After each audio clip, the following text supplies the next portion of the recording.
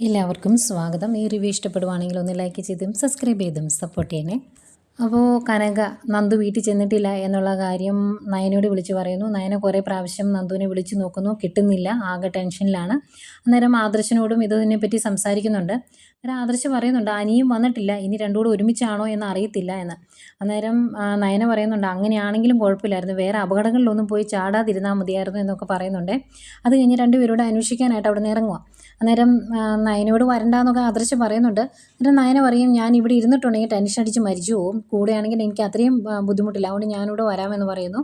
ആദർശ് നയനോട് പറയുന്നുണ്ട് എങ്കിൽ നീ കൂടെ പോരെ, ഇനിയിപ്പോൾ ഇറങ്ങുമ്പോൾ ആരെങ്കിലും കണ്ടാൽ തന്നെ ജസ്റ്റ് ഒന്ന് പുറത്ത് പോകാമെന്ന് പറഞ്ഞാൽ മതി, എല്ലാ കാര്യങ്ങളും അവരോട് പറയണ്ട എന്ന് പറയുവാണ്.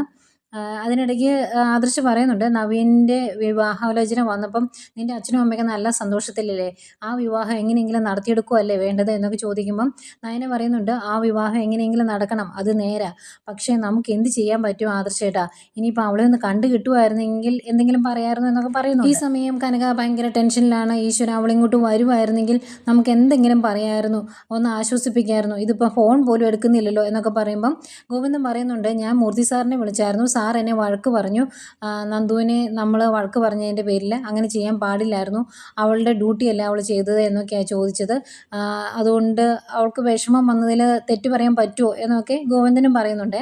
അന്നേരം കനക പറയുക ഇന്ന് നവീൻ ആ കാര്യങ്ങളെല്ലാം അവളോട് നേരിട്ട് പറഞ്ഞു എന്നല്ല പറഞ്ഞത്, അങ്ങനെയാണെങ്കിൽ അവൾക്കത് ഇഷ്ടമായിരുന്നുവെങ്കിൽ അവൾ ഇങ്ങോട്ട് വരണ്ടേ, പിണക്കമൊക്കെ മാറി, അങ്ങനെ ചെയ്യുന്നില്ല എങ്കിൽ അവളുടെ മനസ്സിൽ ഇനി നവീൻ ഇല്ലേ, നവീനോട് അവൾക്ക് ഇഷ്ടം കാണുകയില്ലായിരിക്കും എന്നൊക്കെ പറയുവാണ്. അന്നേരം ഗോവിന്ദൻ പറയുന്നുണ്ട് ഇനി നന്ദുവിൻ്റെ മനസ്സിൽ അനിയാണോ, അതുകൊണ്ടാണോ അവൾക്ക് ഇതിനോട് താല്പര്യക്കുറവ് വരുന്നത് എന്നൊക്കെ ഇങ്ങനെ പറയുന്നുണ്ട്. അന്നേരം കനക പറയുന്നുണ്ട് ആ അനിയുടെ വിവാഹം എങ്ങനെയെങ്കിലും നടന്നു പോകും എന്നാ കരുതിയത് അവന്തികമായിട്ടുള്ളത്, പക്ഷെ അത് നടന്നു പോയില്ല, ഇനിയിപ്പോൾ എന്താ ചെയ്യുന്നത്, ഏതായാലും അനിയേക്കാൾ യോഗ്യൻ നവീനാണ്, നവീൻ്റെ കുടുംബക്കാർക്കെല്ലാം ഇത് സമ്മതമാണെങ്കിൽ ഈ വിവാഹം അങ്ങ് നടത്തണം, നവീൻ്റെ അമ്മയ്ക്കും വലിയ താല്പര്യക്കുറവൊന്നും കാണുകയില്ലായിരിക്കും എന്നൊക്കെ പറയുന്നു. എന്നിട്ട് അതിൻ്റെ കൂടെ പറയുന്നുണ്ട് ഇവിടെ ഏക തടസ്സം നന്ദുവും അനിയും തമ്മിലുള്ള ഈ ബന്ധം തന്നെയാണ്, അത് ഇല്ലായിരുന്നുവെങ്കിൽ ഒരു പ്രശ്നവും ഇല്ലായിരുന്നു, നമുക്ക് ഈ വിവാഹം നടത്തായിരുന്നു എന്നൊക്കെ. അന്നേരം ഗോവിന്ദൻ പറയും ഈശ്വര നമ്മുടെ സന്തോഷമെല്ലാം പെട്ടെന്ന് കെട്ടടങ്ങി പോവുകയാണല്ലോ എന്ന്. ഭയങ്കര വിഷമമാണ് നവീനുമായിട്ടുള്ള വിവാഹം ഇനി നടന്നില്ലെങ്കിലോ എന്നോർത്ത്. ഈ സമയം ആദർശം നയനയും കൂടി നന്ദുവിനെ അന്വേഷിച്ച് പോകുന്നു. വഴിയിൽ വെച്ച് പോലീസുകാർ ചെക്കിങ്ങിന് നിൽക്കുന്ന കാണും. അന്നേരം വണ്ടി നിർത്തിയിട്ട് ആദർശം ഇറങ്ങി ചെന്ന് അവരോട് ചോദിക്കുന്നുണ്ട് നന്ദു എന്ത് ചെയ്യുന്നത്. അന്നേരം നന്ദു സാർ ഇന്ന് ഉച്ച കഴിഞ്ഞപ്പോൾ തൊട്ട് ലീവാണല്ലോ, വീട്ടിലോട്ട് വന്നില്ലേന്ന് ചോദിക്കും. അന്നേരം വീട്ടിലോട്ട് വന്നില്ല എന്ന് പറയുമ്പം ASI പറയുവാണ് എങ്കിൽ സാറിൻ്റെ അനിയൻ വീട്ടിലുണ്ടോ എന്ന് വിളിച്ചു ചോദിക്കുക, ആ സാറും വീട്ടിലില്ല എങ്കിൽ രണ്ടുപേരോട് ഒരുമിച്ചായിരിക്കും കറങ്ങാൻ പോയതെന്ന് പറയുമ്പം അത് നിങ്ങളാണോ തീരുമാനിക്കുന്നത്, നന്ദു അവൻ്റെ കൂടെയൊന്നും അല്ല എന്ന് പറഞ്ഞിട്ട് ആദർശ് ദേഷ്യപ്പെട്ട് അങ്ങ് പോയി കഴിയുമ്പോൾ അങ്ങേര് കൂടെയുള്ളവരോട് പറയുന്നുണ്ട് അനിയൻ്റെ കൂടെ തന്നെ ആയിരിക്കും നന്ദു സാറ്, അത് പറഞ്ഞപ്പോൾ ഇഷ്ടപ്പെട്ടില്ല, നമ്മളുടെ തലയിൽ കയറാൻ പറ്റൂ എന്നിങ്ങനെ പുച്ഛത്തോടെ പറയുന്നു. എന്തായാലും ആദർശ് വണ്ടി വന്ന് കയറിയതിന് ശേഷം നയനോട് പറയുവാണ് ഞാൻ അയാളോട് ചോദിച്ചു നന്ദുവിനെ കണ്ടോ എന്ന്. അന്നേരം അങ്ങേര് പറയുവാണ് എൻ്റെ അനിയൻ വീട്ടിലില്ലെങ്കിൽ അവൻ്റെ കൂടെ കാണും നന്ദു സാറ്, അവർ ഒരുമിച്ചാണ് കറങ്ങാൻ പോകുന്നത് എന്ന്, അവർക്ക് പോലും ഈ കാര്യങ്ങളൊക്കെ അറിയാലോ നയനെ എന്ന് പറയുമ്പോൾ നയന പറയുക എല്ലാവർക്കും അറിയാം, എന്നിട്ടാണ് പരസ്പരം ഒരു ബന്ധവും ഇല്ല, മിണ്ടാറില്ല, കാണാറില്ല എന്നൊക്കെ അവർ നമ്മളോട് പറഞ്ഞുകൊണ്ടിരുന്നത്, ഇനിയിപ്പോൾ അങ്ങനെ ആയിരുന്നെങ്കിലും കുഴപ്പമില്ലായിരുന്നു, ഒരു അപകടം ഇല്ലാതെ ഇങ്ങ് തിരിച്ചു കിട്ടിയാൽ മതിയായിരുന്നു, ആദർശേട്ടന് അറിയാവുന്നതല്ലേ ഈ നാട്ടിലുള്ള ഒരുമാതിരിപ്പെട്ട ക്രിമിനൽസിന് മൊത്തം നന്ദുവിനോട് ദേഷ്യമുള്ളതാണ്, അതുകൊണ്ട് തന്നെ അവളെ ആ രീതിയിൽ എന്തെങ്കിലും അപകടപ്പെടുത്തി കാണോ എന്നാണ് എനിക്ക് ടെൻഷൻ, ഇതിനു മുമ്പും നാഗേന്ദ്രൻ അങ്ങനെ ഒരു കാര്യം ചെയ്തതല്ലേ എന്നൊക്കെ പറയുമ്പം ആദർശം പറയുന്നുണ്ട് അതും നേരെ, ഏതായാലും നമുക്ക് ഒന്നുകൂടി ഒന്ന് പോയി അന്വേഷിച്ച് നോക്കാം, രണ്ടുപേരും പോകുന്ന സ്ഥലങ്ങളിലൊക്കെ, അല്ലാതെ എന്താ ചെയ്യുന്നത് എന്ന് പറഞ്ഞ് രണ്ടുപേരും കൂടെ അവിടെ നിന്ന് പോരുന്നു. പോയി കഴിയുമ്പം അവിടെ നിന്ന് ASI പറയുക ഈശ്വര അനിയുടെ കൂടെ പോയാൽ മതിയായിരുന്നു നന്ദു സാർ, അങ്ങനെയാണെങ്കിൽ നമുക്ക് കുറച്ച് ചിക്കിലി ഉണ്ടാക്കാനുള്ള സമയം കിട്ടിയേനെ എന്നിങ്ങനെ പറയുന്നുണ്ട്. ഈ സമയം നന്ദും അനി ഒരുമിച്ചാണല്ലോ, രണ്ടുപേർക്കും വീട്ടിലോട്ട് പോകാൻ വലിയ താല്പര്യമൊന്നുമില്ല, അതുകൊണ്ട് തന്നെ അനി പറയുവാണ് നീ നയനടുത്ത് വിളിച്ചിട്ട് പറ നീ നിൻ്റെ ഫ്രണ്ടിൻ്റെ അടുത്താണെന്നും വീട്ടിലോട്ട് പോകാൻ താല്പര്യമില്ല എന്നും, അപ്പം നയനടുത്ത് നിൻ്റെ വീട്ടിൽ വിളിച്ച് പറഞ്ഞോളും എന്ന്. അങ്ങനെ ആദ്യമൊക്കെ മടിയാണ് നന്ദുവിനെ അങ്ങനെ വിളിച്ച് പറയാനേ, പിന്നെ അനി നിർബന്ധിച്ച് കഴിയുമ്പം നയനെ വിളിക്കുന്നു. കോള് ചെല്ലുമ്പോഴേക്കും നയന ഭയങ്കര സന്തോഷത്തോടെ ആദർശനോട് പറയുന്നുണ്ട് ദേ നന്ദു വിളിക്കുന്നുണ്ട് എന്ന്. അന്നേരം ആദർശ് സ്പീക്കറിലിടാൻ പറയുന്നു.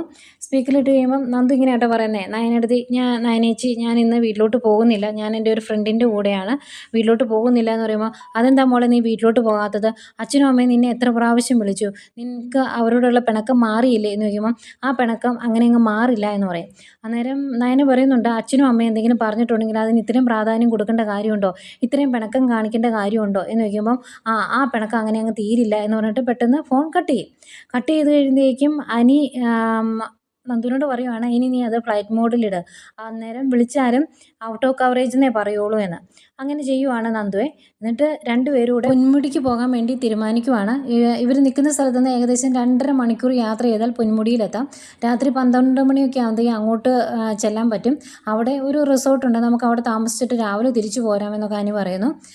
നന്ദുവിന് ഭയങ്കര ടെൻഷനാണ്. എടാ അത്രയും ദൂരം പോകണം, നമുക്ക് ഇവിടെ എവിടെയെങ്കിലും സ്റ്റേ ചെയ്താൽ പോരെന്ന് ചോദിക്കുമ്പോൾ, നിനക്ക് എൻ്റെ കൂടെ വരാൻ പേടിയുണ്ടോ എന്ന് ചോദിക്കും. സ്വാഭാവികമായിട്ടും നന്ദു പറയുമല്ലോ പേടിയില്ല എന്ന്. അന്നേരം അനി പറയുന്നുണ്ട്, അങ്ങനെയാണെങ്കിൽ നിൻ്റെ കൂടെ വരാൻ എനിക്ക് അത്രയും കൂടെ പേടിയില്ല, എനിക്ക് എന്തെങ്കിലും പറ്റിയാൽ തന്നെ നോക്കാൻ നിനക്ക് അതിനുള്ള കഴിവുണ്ടോ എന്നൊക്കെ എനിക്കറിയാം, അതുകൊണ്ട് നമുക്ക് പോയാലോ എന്ന് ചോദിക്കുന്നു. അങ്ങനെ കുറേ നിർബന്ധിച്ച് കഴിയുമ്പോൾ നന്ദു അങ്ങ് സമ്മതിക്കുവാണ്. രണ്ടുപേരും കൂടെ ഇവിടെ നിന്ന് നേരെ പൊന്മുടിക്ക് പോവുകയാണേ. ഇതിനിടയ്ക്ക് നയന നന്ദു വിളിച്ച് പറഞ്ഞ കാര്യങ്ങളൊക്കെ കനകയോട് പറഞ്ഞായിരുന്നു. കനകയ്ക്ക് ഒരു ആശ്വാസമായി. കനക അത് ഗോവിന്ദനോട് വന്ന് പറയുന്നു, നന്ദുവിൻ്റെ കാര്യം ഓർത്ത് ഇനി ടെൻഷൻ ആകണ്ട, അവളുടെ ഒരു കൂട്ടുകാരിയുടെ കൂടെ ഉണ്ടെന്ന് നയനെ വിളിച്ച് പറഞ്ഞിട്ടുണ്ട് എന്ന്. അന്നേരം ഗോവിന്ദൻ ചോദിക്കും, അങ്ങനെയാണെങ്കിൽ അവൾക്ക് നമ്മളെ വിളിച്ച് പറഞ്ഞാൽ പോരായിരുന്നു, നമ്മൾ എത്ര തവണ അവളെ വിളിച്ചതാ എന്ന് പറയുമ്പം കനക പറയുന്നുണ്ട്, നമ്മളോടുള്ള ദേഷ്യം അങ്ങനെ അങ്ങ് മാറ്റണ്ട എന്ന് അവൾ കരുതി കാണും, അതുകൊണ്ടാണ്. ഏതായാലും നവീൻ ഈ കാര്യങ്ങളൊക്കെ അവളോട് പറഞ്ഞിട്ടുണ്ട്, അപ്പം അവൾക്ക് അതിനകത്ത് താല്പര്യമില്ല എങ്കിൽ അവൾ ഇങ്ങനെയൊക്കെ കാണിക്കുമെന്നൊക്കെ പറയുന്നു. അന്നേരം ഭയങ്കര സങ്കടമാണ് കനകയ്ക്ക്. കനക പറയുവാണ്, നാളെ തൊട്ട് കുറേ വഴിപാടുകളൊക്കെ തുടങ്ങി വെക്കണം, എങ്കിലേ നന്ദുവിൻ്റെ മനസ്സൊന്നും മാറുള്ളൂ, നവീനുമായിട്ടുള്ള വിവാഹം എങ്ങനെയെങ്കിലും നമുക്ക് നടത്തിയെടുക്കണം, അതിന് വേണ്ടതെല്ലാം ചെയ്യണം എന്നൊക്കെ രണ്ടുപേരോട് ഇരുന്ന് പറയുന്നു. പിന്നെ കാണിക്കുന്നത് നന്ദുവും അനിയും കൂടെ നേരെ ഈ പൊന്മുടിയിലെ റിസോർട്ടിലോട്ട് എത്തിയിട്ടുണ്ട് കേട്ടോ. വഴിയിലൊന്നും സംഭവിച്ചിട്ടില്ല, ഞാൻ അതായിരുന്നു പ്രതീക്ഷിച്ചത്. നേരെ റിസോർട്ടിലെത്തി. അവിടെ ചെല്ലുമ്പോൾ അവിടുത്തെ സെക്യൂരിറ്റി, ഇതെന്താ സാറ് താമസിച്ചത്, ഇപ്പോൾ 12 മണി ആയല്ലോ, മഴ പെയ്യാത്തത് ഭാഗ്യമാണ്, മഴ പെയ്തായിരുന്നെങ്കിൽ ഹൈ റേഞ്ച് അല്ലേ, നമുക്ക് വഴി പോലും കാണാൻ മേലാത്ത അവസ്ഥ എത്തിയേനെ, ഏതായാലും നല്ലൊരു മഴ പ്രതീക്ഷിച്ചു, മഴയ്ക്കുള്ള കോളുണ്ട് എന്നൊക്കെ പറയുന്നു. അത് കഴിഞ്ഞ് അങ്ങനെ ഒരു ചിരിയോടുകൂടി അനിയോട് പറയുവാണ്, ഇതിനു മുമ്പ് സാറ് കൂടെ വന്നപ്പോഴൊക്കെ കൂട്ടുകാരായിരുന്നു കൂടെ, പെൺകുട്ടികൾ ആരും ഇല്ലായിരുന്നല്ലോ, ഇന്നൊരു പെൺകുട്ടിയാണല്ലോ എന്ന് ചോദിക്കുമ്പോൾ, താൻ എന്തറിഞ്ഞുകൊണ്ട് ഈ പറയുന്നത്, ഇതെൻ്റെ ഉഡ്ബിയാണ് എന്ന് പറയുമ്പോൾ, ഓ ഉഡ്ബിയാണോ എന്നിങ്ങനെ കളയാക്കി പറയുന്ന പോലെ ചോദിക്കുക. അന്നേരം താനെന്താണോ അങ്ങനെ പറഞ്ഞത് എന്ന് നന്ദു ചോദിക്കും. അന്നേരം അല്ല ഞാനതങ്ങ് സമ്മതിച്ചതാന്ന് പറയുമ്പം, ആ സമ്മതത്തിലും ചെറിയൊരു പ്രശ്നമുണ്ടല്ലോ എന്ന് പറയുമ്പോൾ, ഒന്നുമില്ല, ഞാൻ വേറെ ഒന്നും ഉദ്ദേശിച്ചില്ല എന്ന് പറയുന്നു. അന്നേരം റൂമൊക്കെ സെറ്റല്ലേ എന്ന് അനി ചോദിക്കും. അന്നേരം അങ്ങനെ പറയും, പിന്നെ മണിയറയൊക്കെ റെഡിയാണ് എന്ന്. ഞാൻ മണിയറിയോ താൻ എന്നെ ഈ പറയുന്നതെന്ന് ചോദിക്കുമ്പോൾ, അല്ല ഇവിടെ റൂമെല്ലാം റെഡിയാണ്, അത് ഞാനങ്ങ് പറഞ്ഞതേ ഉള്ളൂ എന്ന് പറയുമ്പം അതിന് പറയുന്നുണ്ട്, ഞങ്ങൾക്ക് 2 റൂം വേണം എന്ന്. അന്നേരം അങ്ങനെ പറയുന്നുണ്ട്, ഇതിൻ്റെ അകത്ത് 3-4 റൂമുണ്ട്, അതിനകത്ത് ഏത് റൂം വേണേലും നിങ്ങൾക്ക് എടുക്കാം, പിന്നെ ഒരെണ്ണം ഒരുക്കിയിട്ടിട്ടുണ്ട് എന്ന് ഞാനങ്ങ് പറഞ്ഞതേ ഉള്ളൂ എന്ന് പറയുന്നു. അതൊന്നും ആ രീതിയൊന്നും അങ്ങ് ഇഷ്ടപ്പെടുന്നില്ല കേട്ടോ നന്ദുവിന്. ഏതായാലും അവർ രണ്ടുപേരുടെ അകത്തേക്ക് കയറി പോവാണ്. പിന്നെ ഫുഡ് കഴിച്ചായിരുന്നോ അങ്ങനെയുള്ള കാര്യങ്ങളൊക്കെ ചോദിക്കും. അപ്പോൾ ഇവർ ഫുഡ് കഴിച്ചതൊക്കെയാണ്. ഏതായാലും അനി അകത്തോട്ട് കയറി ചെന്നിട്ട് ആദ്യം ഒരു റൂം തുറന്ന് അനിയുടെ ബാഗൊക്കെ അതിനകത്ത് വെക്കുന്നു. ഡ്രസ്സൊക്കെ ഇവർ വഴിയിൽ നിന്ന് മേടിച്ചുകൊണ്ട് വന്നേ. പിന്നെ മറ്റൊരു റൂം തുറന്ന് നന്ദുവിൻ്റെ ഡ്രസ്സും അതിനകത്ത് കൊണ്ട് വെക്കും. എന്നിട്ട് പറയുന്നുണ്ട്, നീ കുളിച്ച് ഒന്ന് ഫ്രഷായി ഡ്രസ്സൊക്കെ മാറിക്കോ, പോകുന്ന വഴിക്ക് ഡ്രസ്സ് മേടിച്ചത് കാര്യമായി, പാകമാണോ എന്ന് അറിയത്തില്ല എന്ന് പറയുമ്പം, ഇതിനു മുമ്പ് നീ എനിക്ക് ഡ്രസ്സൊക്കെ മേടിച്ചിട്ടുള്ളതല്ലേ, അതിന് വലിയ പ്രശ്നമൊന്നും ഇല്ലായിരുന്നു എന്ന് പറയും. പക്ഷേ ഇങ്ങനെ സംസാരിക്കുമ്പോഴും നന്ദുവിനാകെ ടെൻഷനാണ്. എടാ ഇവിടെ സേഫ് ആണോ, ആ സെക്യൂരിറ്റി പാവമാണോ എന്നൊക്കെ ചോദിക്കും. അന്നേരം സേഫ് അല്ലാത്തടത്തേക്ക് ഞാൻ നിന്നെ കൊണ്ടുവരുമോ, സേഫാ, നീ ടെൻഷനൊന്നും ആകണ്ട എന്ന് പറയും. അന്നേരവും നന്ദു പറയുന്നുണ്ട്, നമുക്ക് രാവിലെ ഇവിടുന്ന് പുറപ്പെടണം, അല്ലാതെ കാര്യങ്ങൾ ശരിയാകുകയില്ല കേട്ടോ എന്ന്.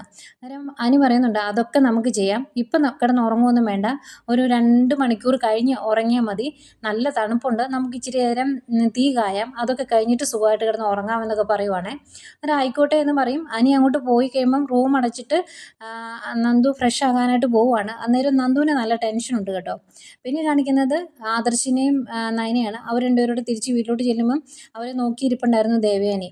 ദേവേനെ ചോദിക്കും നിങ്ങൾ എവിടെ പോയതാണ് എന്ന്. അന്നേരം ഈ കാര്യങ്ങളെല്ലാം പറയുമ്പോൾ ദേവി എനിക്കും ടെൻഷനാകും. അന്നേരം അതിനിടയ്ക്ക് ആദർശ് ചോദിക്കും കേട്ടോ, അനി വന്നിട്ടുണ്ടോ എന്ന്. അന്നേരം ഇല്ല അനിയും വന്നിട്ടില്ലടാ എന്ന് പറയുമ്പോൾ രണ്ടുകൂടി ഇനി ഒരുമിച്ചായിരിക്കുമോ എന്നിങ്ങനെ ഒരു സംശയം പറയുന്നുണ്ട് അവരെ. അതുപോലെ ദേവേനെ ചോദിക്കും നന്ദുവിനെ ഇപ്പോൾ നിങ്ങൾ അന്വേഷിച്ച് പോയിട്ട് യാതൊരു വിവരം കിട്ടിയില്ലായിരുന്നോ എന്ന്. അന്നേരം നയന പറയാം ഒരു വിവരം കിട്ടിയില്ലമ്മേ എന്ന്. അപ്പം നന്ദു വിളിച്ചു പറഞ്ഞത് നയനെ അങ്ങ് വീട്ടിൽ ചെന്നപ്പോൾ മറന്നുപോയോ. എന്നിട്ട് ആദർശ് പറയുക നേരം വെളുക്കുമ്പോൾ എന്തെങ്കിലും വിവരം കിട്ടുമായിരിക്കും എന്ന്. രണ്ടുപേരും മറന്നുപോയി കാണും, അതായിരിക്കും. ഏതായാലും ഈ ഇങ്ങനെയുള്ള സംഭവങ്ങളൊന്നും ഇവിടെയുള്ളവരെ അമ്മ അറിയിക്കണ്ടെന്ന് പറയുന്നു. ഇല്ല അറിയിക്കുകയില്ല, നേരം വെളുക്കട്ടെ നമുക്കൊരു തീരുമാനമാക്കാമെന്നും പറയുന്നു. അവർ റൂമിലേക്ക് പോകുന്നു. ഇത്ര ടെൻഷനോടെ ഇതിനെപ്പറ്റി ആലോചിച്ചുകൊണ്ട് നിൽക്കുന്ന ദേവേനെയും കാണിച്ചുകൊണ്ട് ഇന്നത്തെ കഥ തീരുന്നു.